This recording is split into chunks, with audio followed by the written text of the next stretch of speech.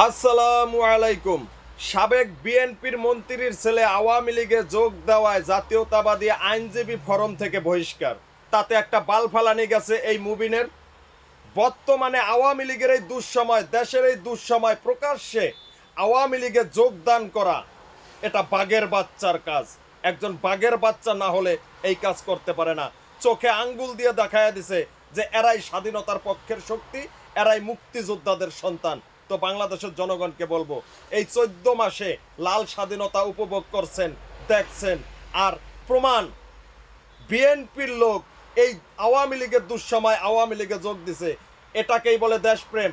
কারণ মুক্তিযোদ্ধা, স্বাধীনতা 71, এইগুলার জন্য আওয়ামী লীগই বেস্ট। এই আওয়ামী লীগ না থাকলে স্বাধীনতা 71, মুক্তিযোদ্ধা থাকবে না।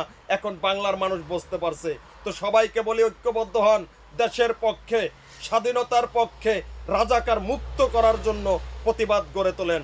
লগি বইটা হাতে নেন, জয় বাংলা জয় বঙ্গবন্ধু স্লোগান দিয়ে 1971 সালে যেরকম রাজাকার আলবদরদেরকে পরাজিত করে স্বাধীন করেছিল এই বাংলাদেশ, আবারও নব্য রাজাকারদেরকে আমরা এই বাংলার মাটি থেকে চিরতরে বিতাড়িত করে দেব। জয় বাংলা, জয় বঙ্গবন্ধু।